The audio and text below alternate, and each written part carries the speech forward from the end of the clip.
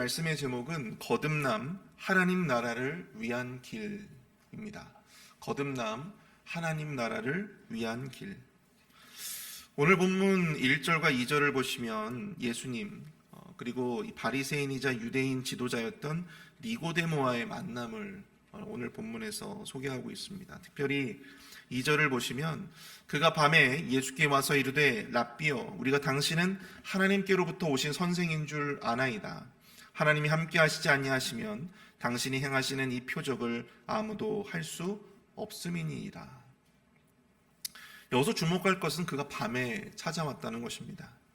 그가 굳이 밤에 예수님을 찾아온 것은 예수님에 대해 좋지 않은 감정을 가지고 있었던 다른 유대인들 그리고 다른 바리새 동료들을 자극하지 않기 위해서일 수도 있고요. 또한 자기 자신이 가지고 있었던 어떤 영적인 의문들, 자신이 추구하는 어떤 진리에 대한 문제, 그것에 대해서 보다 예수님과 심도 있게 또한 보다 더 집중해서 그 깊은 대화를 나누기 위해서 예수님께 개인적으로 찾아왔을 것입니다. 그가 예수님을 또한 이렇게 부르고 있죠. 랍비라고 부르고 있습니다. 랍비는 예수님을 부를 때 보통 성경에서 예수님을 지칭할 때 유대인들이 많이 썼던 호칭인데요. 바리새인이었던 그가 예수님을 랍비로 부르는 것은 매우 좀 이례적입니다. 왜냐하면 랍비가 되려면 정규 교육 과정을 거쳐야 됐을 뿐만 아니라 나이도 40살이 넘어야 돼요. 예수님은 그 어느 것에도 해당 사항이 없습니다. 그럼에도 불구하고 이 니고데모가 예수님을 랍비라고 칭하고 있고 또한 하나님이 함께하지 아니하시면 당신이 행하는 그 모든 표적을 아무도 할 수 없다. 그렇게 고백하고 있다라고 하는 것이죠. 여기서 우리가 니고데모에 대해서 가늠해 볼 수 있는 것은 그는 율법에 정통한 바리새인이면서 당시에 유대인의 지도자, 당신의 시나고게 사내들인 공의회의 어떤 아주 권력을 가지고 있었던 그런 지도자격의 사람으로 우리가 판단해 볼 수가 있습니다.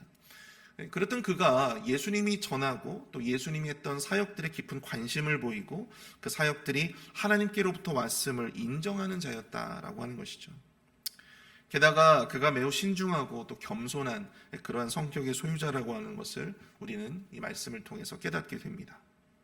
예수님은 그가 비록 바리새인이었지만 예수님을 시험하기 위해서 접근했던 것은 아님을 아셨습니다. 그리고 그와의 대화를 통해서 구원을 위한 매우 중요한 영적 진리에 대해서 가르쳐 주시고 계시는데요. 그것은 바로 이 거듭남이라고 하는 것입니다. 거듭남의 비밀. 예수님은 니고데모에게 하나님 나라를 보기 위한 또한 하나님 나라를 들어가기 위한 유일한 길로 거듭나야 한다라고 하는 것을 강조해 주시고 계십니다. 오늘 새벽에는 특별히 하나님 나라를 위한 유일한 길, 이 거듭남의 영적인 의미를 살펴보고 또 구원의 비밀을 깨닫는 그런 은혜의 시간이 될 수 있기를 바랍니다. 첫 번째로 거듭남, 하나님 나라를 위한 길, 그 첫 번째는요, 성령으로 거듭나야 하나님 나라가 보인다라고 하는 것입니다. 성령으로 거듭나야 하나님 나라가 보인다. 3절을 보십시오. 예수께서 대답하여 이르시되 진실로 진실로 내게 이르노니 사람이 거듭나지 아니하면 하나님의 나라를 볼 수 없느니라. 우리가 이 구절을 이해하기 위해서는요, 특별히 오늘 니고데모를 만나기 전에 예수님과 유대인들 사이에 어떠한 일이 있었는가를 먼저 한번 보셔야 돼요. 오늘 3장이 있기 전에 2장 그 앞에 그 문맥에서 어떠한 문제들이 발생했는가, 바로 표적 논쟁입니다. 표적 논쟁. 예수님이 성전에서 장사꾼들을 내어 쫓으셨어요. 그래서 성전을 정화시키셨습니다. 그런데 그 일이 있고 나자 그것을 빌미로 몇몇의 유대인들이 예수님에게 이런 질문을 합니다. 당신이 이러한 일을 행하는 그 표적을 달라 이야기를 하고 있어요. 당신이 이러한 일을 행하니 당신이 어떠한 권위로 어떠한 어떤 그런 이 명을 받아서 이런 표적을 보이고 있는 건지, 표적을 지금 행하고 있는 건지 그것을 보여달라고 이야기를 하고 있는 것입니다. 예수님은 성전을 허물라고 말씀을 하세요. 그리고 그것을 3일 만에 다시 본인이 일으키시겠다 말씀을 하십니다. 예수님이 이런 말씀을 하시지만 그들은 예수님이 하신 이 말씀을 전혀 이해하지를 못하고 있습니다. 예수님이 하신 이 말씀하신 성전이라고 하는 것은 자신의 몸을 의미하는 것인데요. 그들은 그저 벽돌로 쌓여진 예루살렘의 성전만을 보고 있는 것이죠. 예수님이 하시는 그 어떠한 기적의 사역을 보고도, 예수님이 말씀하시는 그 어떠한 말씀을 들어도 그들은 그 속에서 하나님을 보지 못하고 그 속에서 하나님을 경험하지 못하고 있다는 사실입니다. 그런데 또다시 이 바리새인의 대표자라고 할 수 있는 니고데모가 밤중에 예수님을 찾아왔어요. 예수님은 곧바로 이 거듭남의 화두를 던져버리십니다. 이 니고데모가 예수님께 어떤 질문을 한 것도 아니에요. 그저 예수님께 이 니고데모가 어떤 굉장히 랍비라고 하는 극존칭을 보이면서 말하면서 예수님을 막 이렇게 높이는 그런 상황 속에서 예수님이 이 거듭남에 대한 화두를 던지세요. 왜 유대인들이 예수님의 사역을 이해하지 못하는가? 왜 바리새인들이 예수님의 사역을 보고도 그 사역을 통해서 하나님을 경험하지 못하는가? 왜 그 속에서 하나님 나라를 볼 수 없는가? 하나님의 일하심을 왜 느끼지를 못하는가? 그 이유가 뭐예요? 바로 영적으로 거듭나지 못했기 때문이다라고 하는 것입니다. 혈통의 문제도 아니고 지식의 문제도 아니고 지위의 문제도 아니고 바로 성령으로 거듭나지 못했기 때문에, 바로 그래서 이 거듭남에 대한 문제를 예수님께서 말씀하시는 거예요. 거듭남, 혹은 우리가 중생이라고 하잖아요. 중생. 여러분 거듭나셨습니까? 옛날에 어떤 구원파라고 하는 이단에서요, 이 거듭남에 대해서, 중생에 대해서 굉장히 강조를 많이 해요. 거듭남의 날짜를 기억을 하고 있어야 돼요. 언제 거듭나셨는지. 거듭나셨어요? 언제 거듭나셨습니까? 그 날짜, 구체적인 날짜가 언제입니까? 이렇게 물어봐요. 모르면 어떻게 됩니까?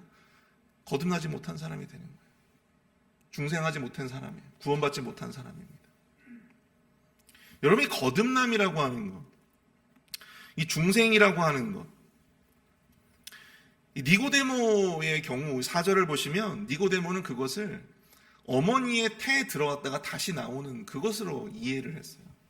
이 니고데모와 같이 그렇게 율법에 정통하고 학식이 뛰어난 사람도 이런 말도 안 되는 코미디와 같은 이러한 말을 하는 걸 보면, 지금도 그렇지만 당시의 사람들의 인식에서도 이 거듭남이라고 하는 것, 이것이 굉장히 생경한 의미였을 것이다 생각이 되어집니다. 그럼 구체적으로 이 거듭남이라고 하는 것이 과연 무엇입니까?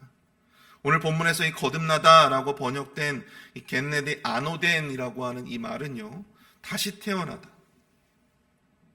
다시 태어나다, 혹은 이 장소를 가리키는 부사로서 위로부터 나다라고 하는 그런 의미를 가지고 있어요. 위로부터 나다, 그리고 다시 태어난. 이것은 거듭남의 전 과정이 어머니의 태로부터 다시 태어남을 의미하는 것이 아니라 위로부터, 즉 하나님으로부터 말미암는 다시 태어남의 과정이다라고 하는 사실입니다.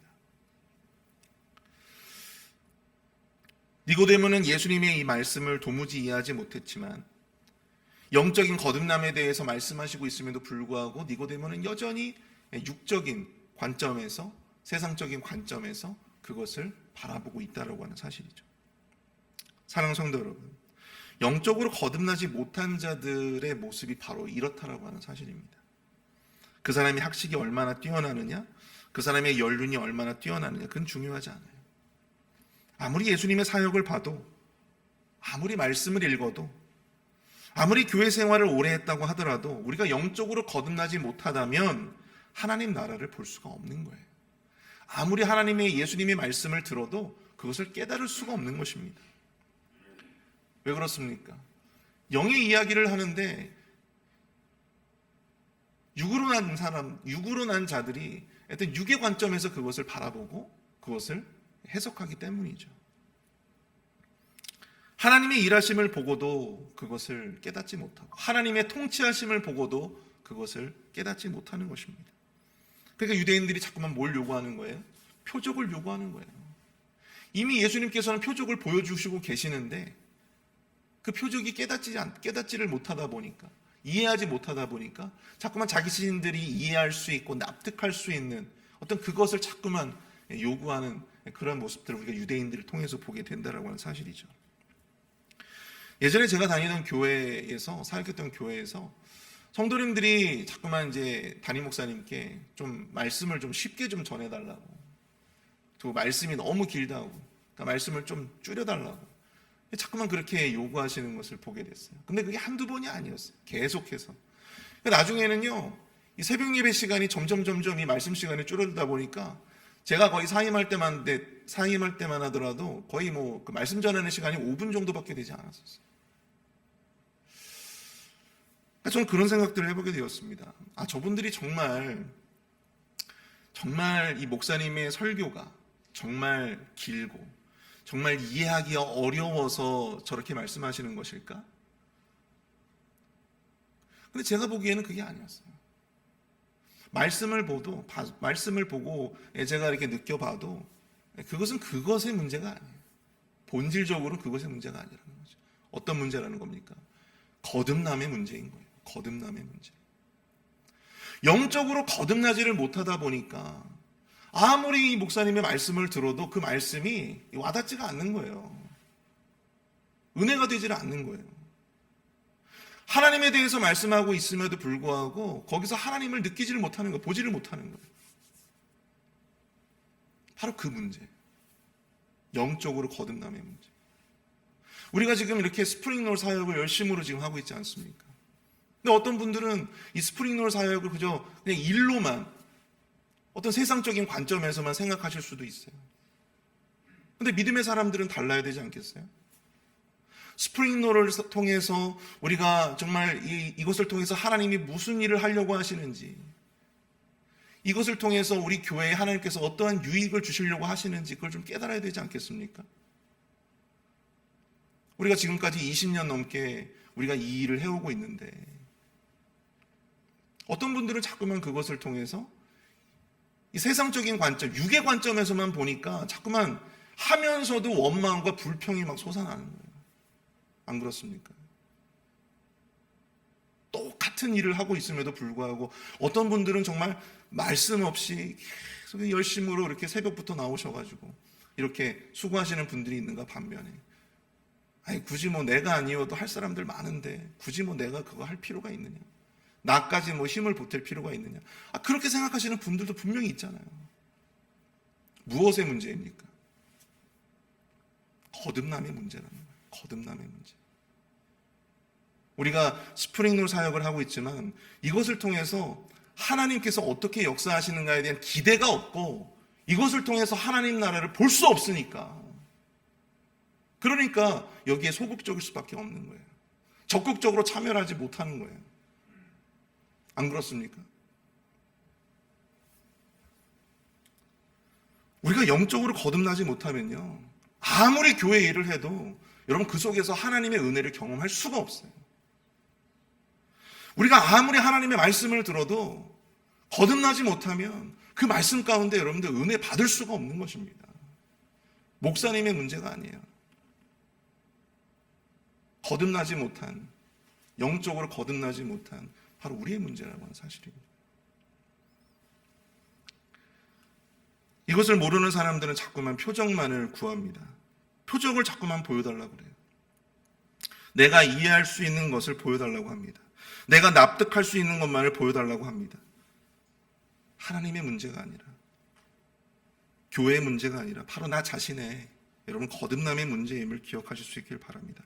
왜 똑같은 것을 보고 왜 똑같은 것을 경험하는데 어떤 이들은 그것을 통해서 하나님 나라를 경험하고 하나님 나라를 바라보고 있는데 어떤 이들은 그것을 통해서 아무것도 보지를 못하는가, 아무것도 느끼지를 못하는가? 거듭남의 문제이다. 거듭남의 문제. 그것을 여러분들 꼭 기억하실 수 있기를 바랍니다. 두 번째, 우리 거듭남, 하나님 나라를 위한 길, 그 두 번째 거듭남. 그것은, 거듭남은 성령에 의한 주도적인 사역이다라고 하는 사실을 우리가 기억해야 돼요. 거듭남의 사역은요, 사람의 사역이 아니라 하나님의 사역이에요. 성령의 주도적인 사역입니다. 5절을 보십시오. 예수께서 대답하시되 진실로 진실로 내게 이르노니 사람이 물과 성령으로 나지 아니하면 하나님의 나라에 들어갈 수 없느니라. 물과 성령으로 나지 아니하면 하나님 나라에 들어갈 수가 없대요. 오늘 본문 5절은 거듭남이 사람이 아닌 하나님으로부터 말미암는, 성령으로부터 말미암는 주권적인 사역이라고 하는 것을 우리에게 보여주고 있습니다. 그러면서 물과 성령으로 나야 한다고 말씀하세요. 물과 성령. 근데 여러분, 여기에 사용된 전치사 에크라고 하는 이 단어는요, 동격이에요. 그래서 물, 성령 이렇게 따로따로 여러분들 보시면 안 되고요. 물, 곧 성령, 이렇게 여러분들 이해를 하셔야 됩니다. 그러니까 성령, 이 물, 곧 성령이라고 하는 것, 성령으로부터 난다라고 하는 것은 바로 성령 세례를 의미하는 것입니다. 성령이 주도적으로 역사하시는 거듭남의 역사가 없이는 하나님 나라에 들어갈 수가 없다.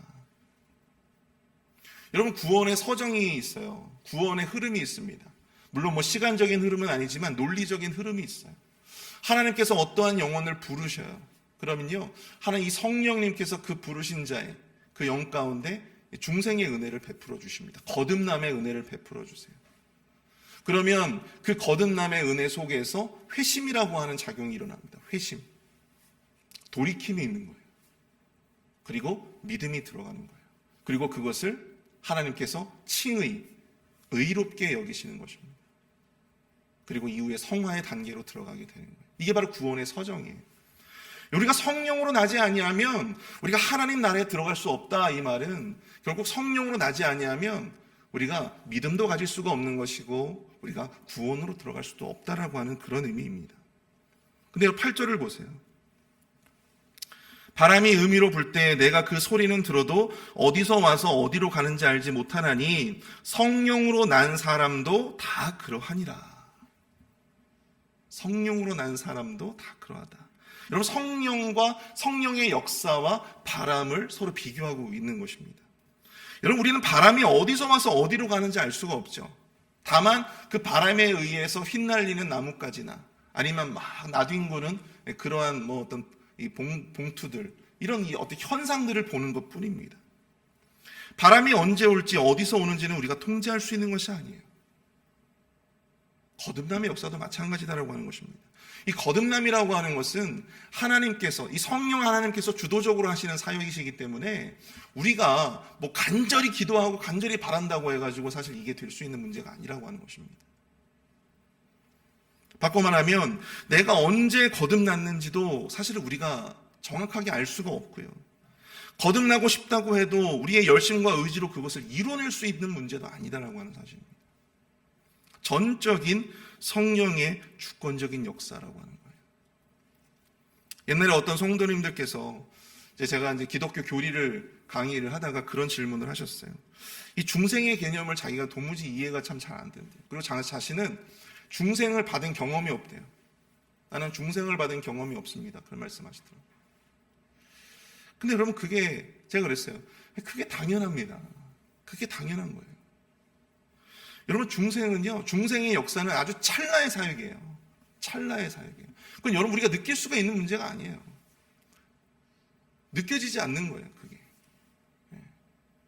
그 이후에 우리의 회심이나 이게 믿음의 단계를 서서 갔을 때 우리의 신앙의 고백으로 나아갔을 때 그 현상만을 우리가 느낄 뿐이지, 중생의 사역을 우리가 감히 느끼지 못했다고 해가지고 우리가 중생을 못 받았다, 그렇게 판단할 수 있는 문제가 아니다라고 하는 사실입니다. 중생은요, 여러분, 우리가 일생일 때 단 한 번 하나님께서 우리에게 주시는 특별한 은혜라고 하는 사실을 여러분들 기억해 주시기를 바랍니다. 내가 느껴지지 않는다고 해서, 내가 그런 경험이 없다라고 해가지고 여러분들 함부로 나의 구원에 대해서 아니면 다른 이들의 구원에 대해서 판단할 수 있는 문제가 아니라고 하는 것입니다. 우리 구원의 모든 서정들이 다 하나님의 주도적인 역사이지만 중생은 더더욱 그렇다. 아무리 내가 중생받고 싶어요, 중생하고 싶어요, 노래를 부르고 아무리 금식 기도를 해도 여러분, 중생은 하나님의 택한 자들에게만 주시는 하나님의 매우 특별한 성령의 주관적인 역사라고 하는 사실을 꼭 기억하십시오.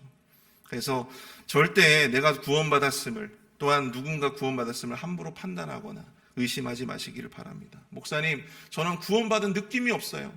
저는 중생받은 느낌이 없어요. 여러분, 그렇게 보여지지 않는다고, 그렇게 느껴지지 않는다고 하나님이 우리를 다시 태어나게 하셨음을 여러분 부정할 수는 없는 것입니다. 중요한 이 중생의 어떤 흔적에 대한 중요한 말씀을 오늘 예수님께서 말씀하시는데요. 바로 자신은 이 모세 시대의 노뱀처럼 자신은 들려야 되겠다라는 말씀을 하셨어요. 그리고 영생을 위해서 이 모든 일들을 하셔야 한다라고 하는 것을 말씀하셨습니다. 예수 그리스도가 우리를 위해서 십자가에 달리심을 믿는 믿음이 바로 우리 안에 있다면 여러분, 우리가 느껴지지 않는다고 할지라도, 또 우리가 경험한 것 같지 않아 보여도 성령님은 우리의 마음을 만져주시고 우리에게 중생의 새 생명을 우리의 마음밭에 뿌려주셨음을 의심치 마시고 확신하시는 저와 여러분들이 되시기를 축복합니다. 오늘 말씀을 정리합니다.